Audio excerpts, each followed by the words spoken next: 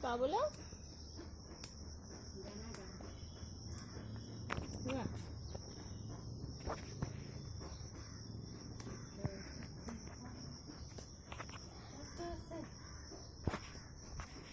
Good morning बच्चों। आज हम देखेंगे बल और दाब। बहुत पहले की बात है, एक किसान जब मृतासन में था तो क्या किया, अपने चारों बेटों को बुला करके एक एक लकड़ी का टुकड़ा दिया और फिर बोला इसको तोड़ करके देखो। तो चारों ने उसे आसानी से तोड़ दी और फिर क्या किया, सभी टूटे हुए टुकड़ों को एक गट्ठर बना करके दिया और कहा कि अब इसे तोड़ो। सभी बच्चे हंसने लगे, बोले कि ये कैसी बात है, क्या गट्ठर कभी टूट सकता है? तो उसने कहा कि देखो, जब तुम सब एक साथ मिल करके रहोगे तब तुमको कोई भी ताकत अलग नहीं कर सकती। यानी एक को तो तोड़ना आसान होता है, लेकिन सब मिल जाते हैं तो उसको तोड़ना मुश्किल होता है। यहाँ पर हम देखेंगे हमारे हाथ में, एक हाथ में 5 उंगलियां हैं। अगर अलग अलग उंगली की बात करें तो ये कुछ भी काम नहीं कर सकता है, लेकिन पांचों मिलकर के क्या बनता है, मुट्ठी बनता है। तो यही होता है ताकत या बल। तो आज का हमारा टॉपिक है बल और दाब। बल और दाब। बल को इंग्लिश में कहते हैं फोर्स और दाब को बोलते हैं प्रेशर।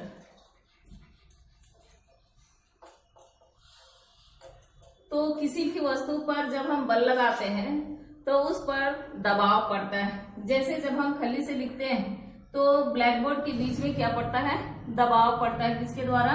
खल्ली के द्वारा पड़ता है। तो बल की परिभाषा क्या होगी? किसी भी वस्तु पर खिंचाव या धक्के को बल कहते हैं। धकेलना, धकेलना यानी अपकर्षण,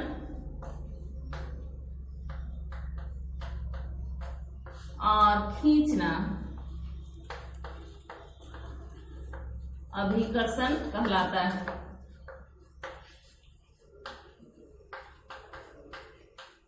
खींचना क्या कहलाता है? अभिकर्षण कहलाता है।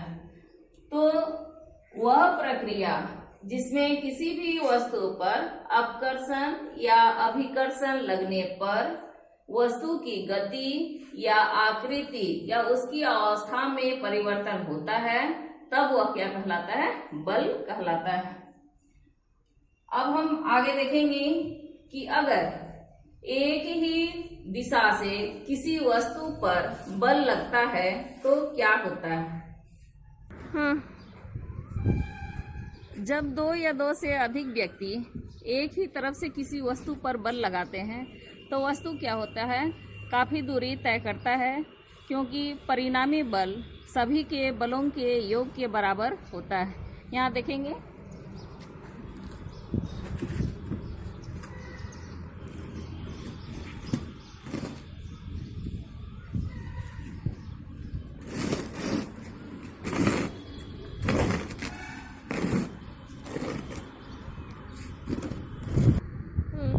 अब हम देखेंगे कि जब किसी वस्तु पर विपरीत दिशाओं से बल लगाया जाता है तब क्या होता है।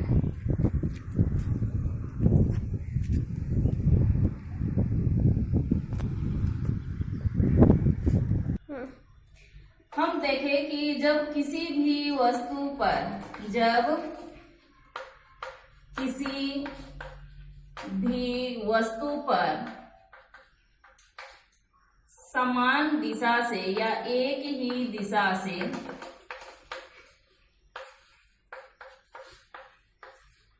बल लगाया जाता है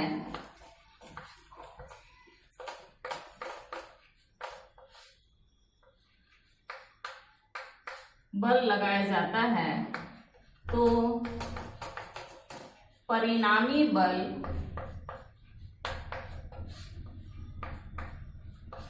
बलों के योग के बराबर होता है। बलों के योग के बराबर होता है।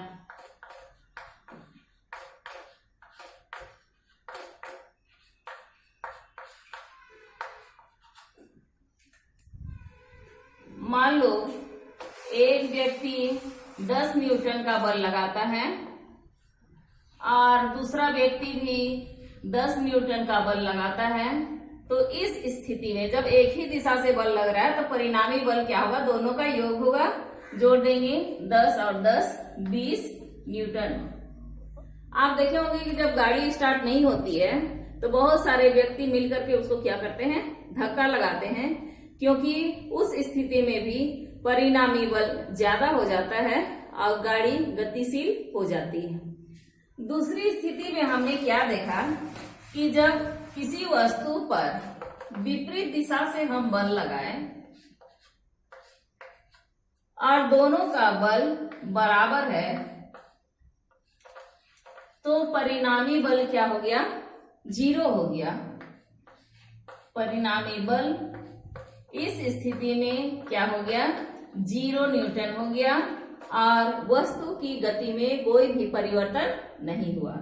लेकिन इसी स्थिति में अगर कोई एक तरफ से 20 न्यूटन का बल लगता और दूसरी तरफ से 10 न्यूटन का बल लगता, तब क्या होता, वस्तु जो है वो आगे की ओर गतिशील होता, यानी तब परिणामी बल क्या हो जाता, 10 न्यूटन हो जाता।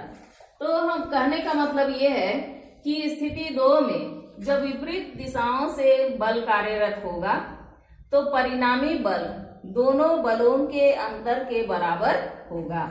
इस तरह के बल को, जब दोनों बल का मान अलग अलग होगा तो इस तरह के बल को हम क्या बोलेंगे, असंतुलित बल कहेंगे।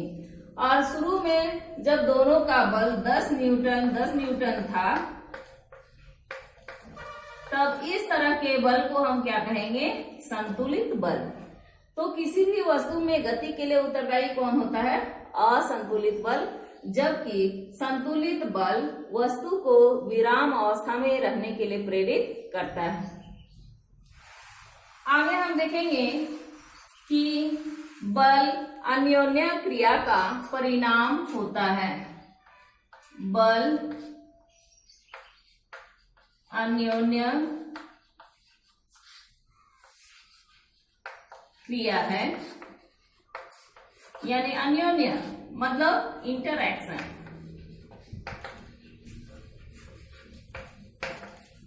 तो जब किसी भी वस्तु में हम बल लगाते हैं तब क्या होता है कि 2 चीज होता है वहां पर। एक तो होता है वो वस्तु जिस पर बल लगाया जा रहा है और दूसरा बल लगाने वाला। जैसे यहाँ पर ब्लैक बोर्ड में लिखते समय ब्लैक बोर्ड में बल लग रहा है और बल लगाने वाला कौन है, शिक्षक, और किसके द्वारा लगा रहा है, खल्ली के द्वारा। तो यहाँ पर 2 चीजें हुई जिसकी वजह से इस पर बल लग रहा है और हम लिखने में समर्थ हो रहे हैं। यानी बल क्या है, अन्योन्य क्रिया का परिणाम है, या 2 वस्तुओं के बीच का इंटरैक्शन होता है। 2 वस्तुएं होना जरूरी है।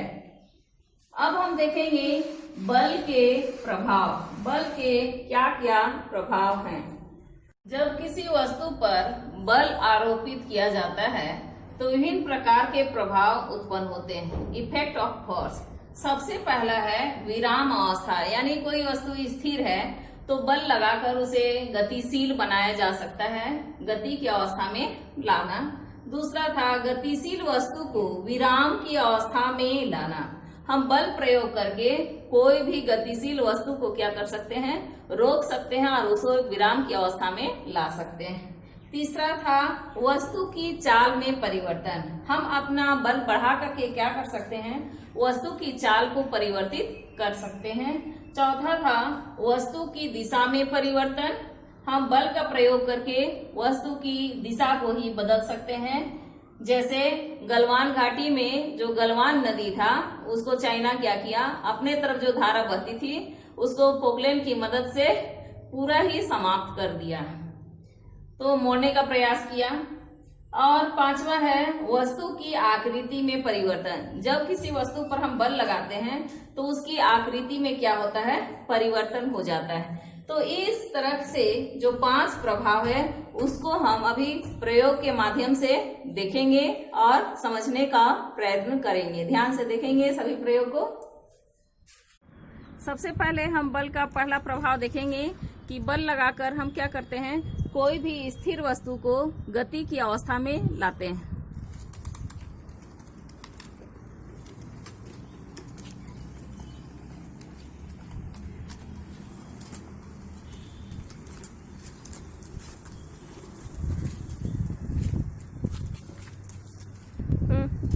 बल लगाकर हम क्या कर सकते हैं, वस्तु की गति को विराम अवस्था में ला सकते हैं। हम बल बढ़ाकर वस्तु की चाल में परिवर्तन कर सकते हैं।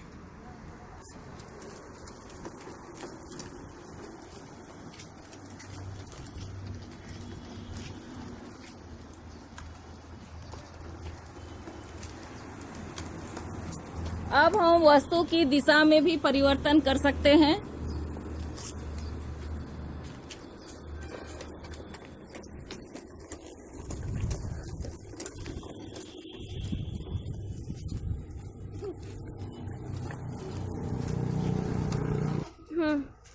अब बल लगाकर हम क्या कर सकते हैं, किसी भी वस्तु की आकृति में परिवर्तन कर सकते हैं। यहाँ हम कागज को छोटे छोटे टुकड़ों में परिवर्तित कर दिए। इस प्रकार से बल लगाने पर 5 प्रकार के प्रभाव उत्पन्न होते हैं।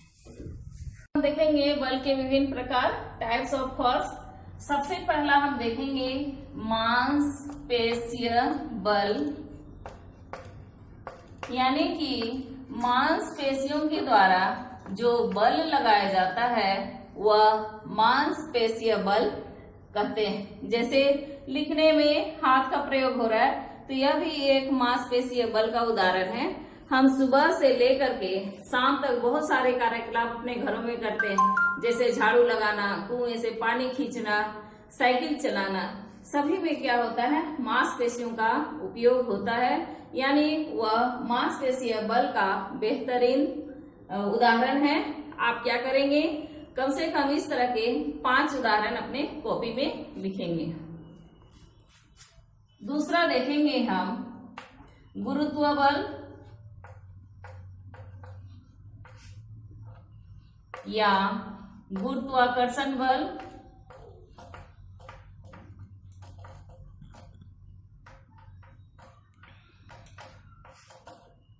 या ग्रेविटेशनल फोर्स।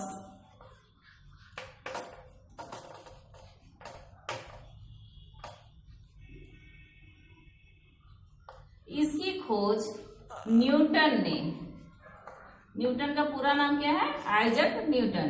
इसकी खोज न्यूटन ने की थी। एक बार वह क्या किया था कि सेब के बागान में बैठा हुआ था और अचानक से देखा कि सेब जमीन पर गिर गया। ऐसा तो हम सब देखते हैं कि कोई भी चीज गिरती है, लेकिन न्यूटन के जैसा दिमाग कोई नहीं लगाता है। उसने बहुत सारी अपने आसपास जितनी भी चीजें थी सभी को फेंक फेंक करके देखा, तो पाया कि कोई भी चीज जब हम फेंकते हैं तो क्या होता है, वो नीचे की ओर गिरती है, यानी पृथ्वी द्वारा बल लगाया जाता है। तो गुरुत्वाकर्षण बल या गुरुत्व बल क्या है, पृथ्वी द्वारा लगाया गया वह बल जिसकी वजह से कोई वस्तु नीचे की ओर गिरती है। अब एक इसका उदाहरण हम देखेंगे। हाँ, यहाँ पर देखो कि एक बच्चा क्या कर रहा है, गेंद को ऊपर की ओर उछालता है तो गेंद जमीन पर गिरती है, क्योंकि यह भी पृथ्वी के द्वारा खींची जाती है। अब हम नल में देखेंगे।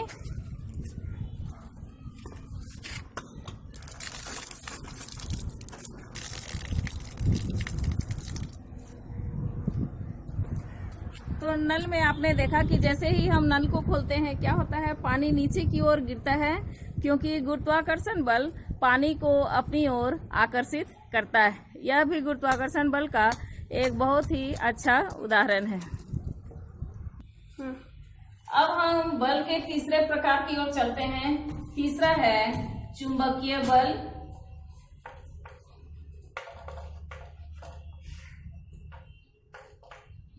यानी मैग्नेटिक फोर्स।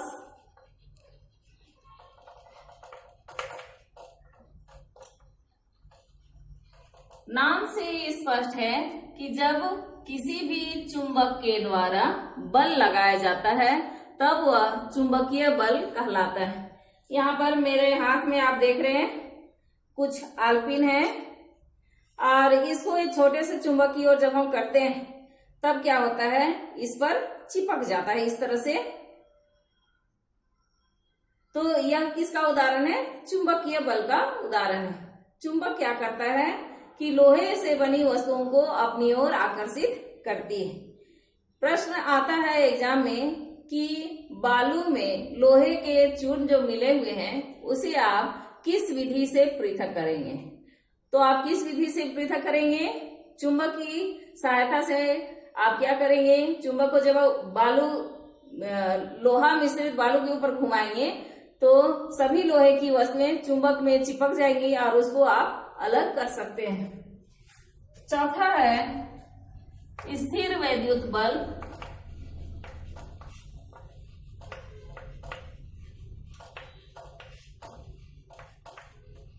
स्थिर वैद्युत बल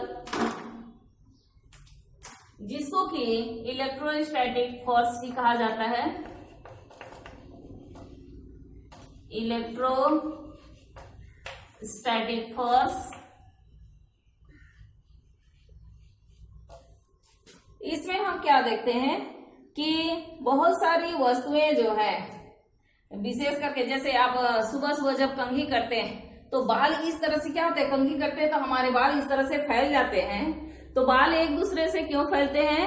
जब हम कंघी करते हैं तो बालों के बीच में इलेक्ट्रोस्टैटिक फोर्स उत्पन्न होता है, जिसकी वजह से बाल एक दूसरे से दूर जाना चाहते हैं। उसी प्रकार से जब ठंड के दिनों में आप स्वेटर खोलते हैं तब चट चट की ध्वनि उत्पन्न होती है। ठंड के दिनों में हमारे बाल के रोए भी खड़े हो जाते हैं क्योंकि बालों के बीच में इलेक्ट्रोस्टैटिक फोर्स उत्पन्न होता है। आप सब अपने अपने घरों में करके देखेंगे। प्लास्टिक की कंघी से अगर 20 से 25 बार कंघी करने के बाद छोटे छोटे कागज के टुकड़ों के सामने अगर आप कंघी को लाएंगे तो कंघी में कागज क्या होने लगेगा? चिपकने लगेगा। लास्ट हम देखेंगे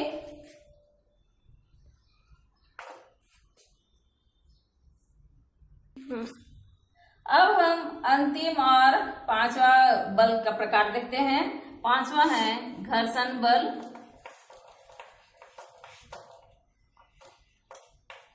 या फ्रिक्शनल फोर्सेस।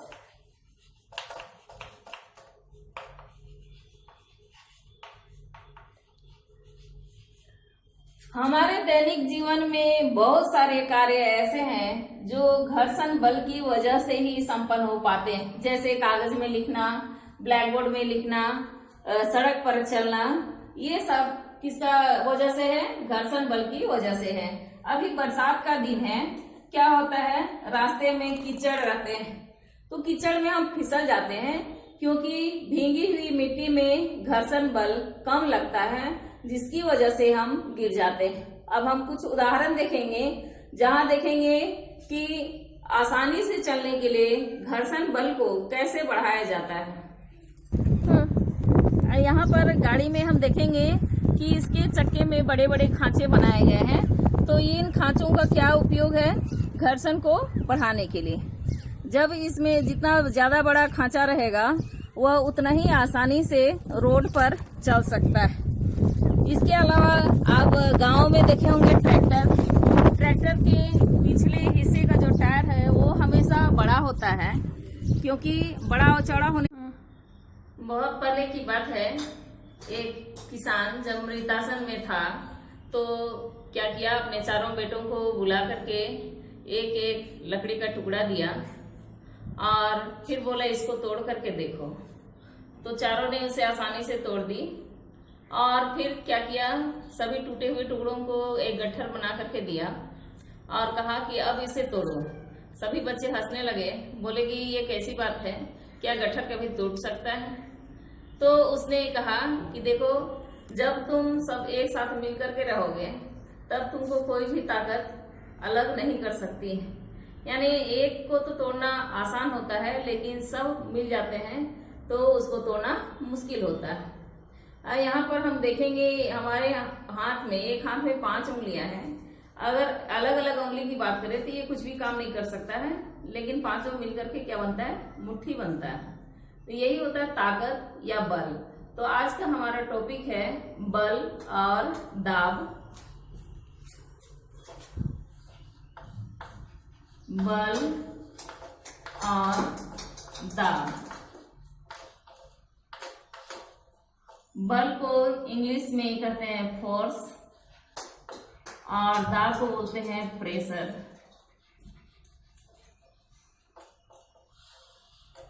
तो किसी भी वस्तु पर जब हम बल लगाते हैं तो उस पर दबाव पड़ता है। जैसे जब हम खल्ली से लिखते हैं तो ब्लैक बोर्ड के बीच में क्या पड़ता है, दबाव पड़ता है। किसके द्वारा, खल्ली के द्वारा पड़ता है। तो बल की परिभाषा क्या होगी, किसी भी वस्तु पर खिंचाव या धक्के को बल कहते हैं। धकेलना, धकेलना यानी अपकर्षण,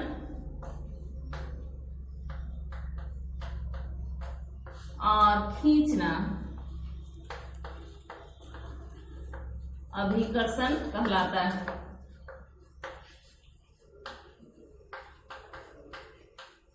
खींचना क्या कहलाता है, अभिकर्षण कहलाता है।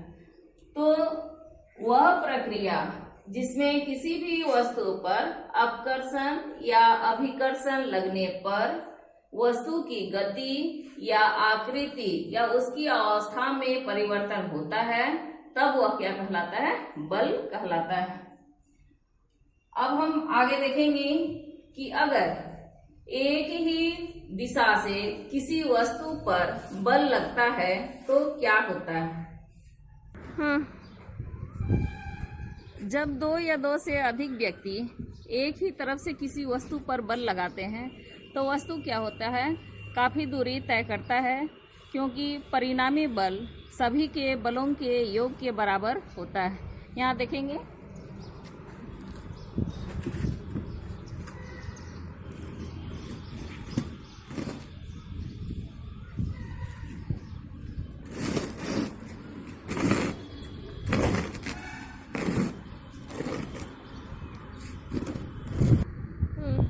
अब हम देखेंगे कि जब किसी वस्तु पर विपरीत दिशाओं से बल लगाया जाता है तब क्या होता है।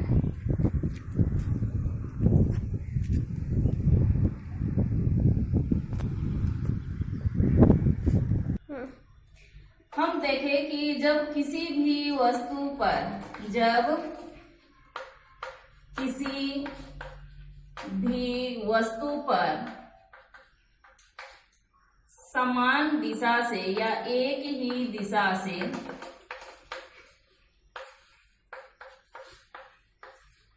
बल लगाया जाता है,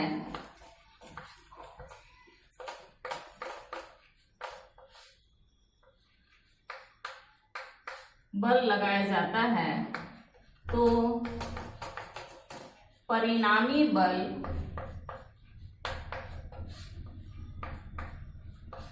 बलों के योग के बराबर होता है। बलों के योग के बराबर होता है।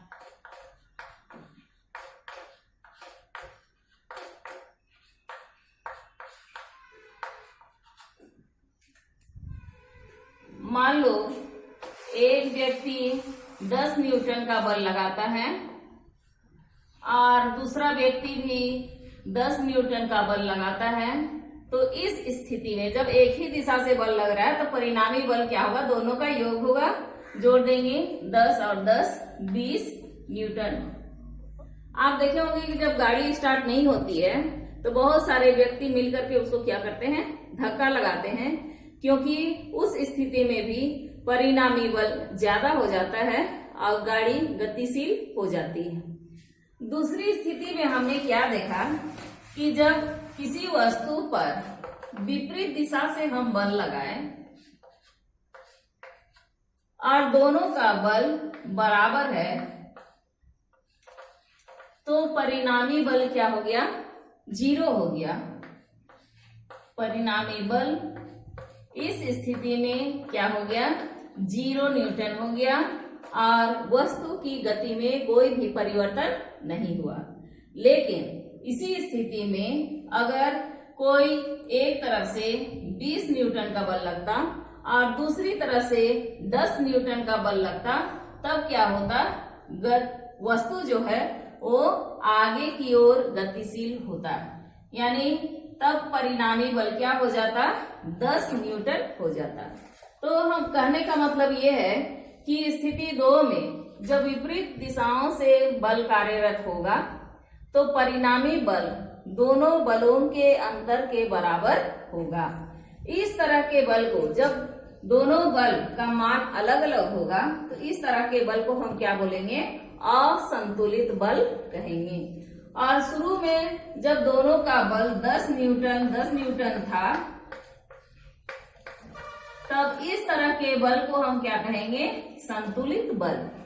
तो किसी भी वस्तु में गति के लिए उत्तरदायी कौन होता है, असंतुलित बल, जबकि संतुलित बल वस्तु को विराम अवस्था में रहने के लिए प्रेरित करता है। आगे हम देखेंगे कि बल अन्योन्य क्रिया का परिणाम होता है। बल अन्योन्य क्रिया है, यानी अन्योन्य मतलब इंटरैक्शन।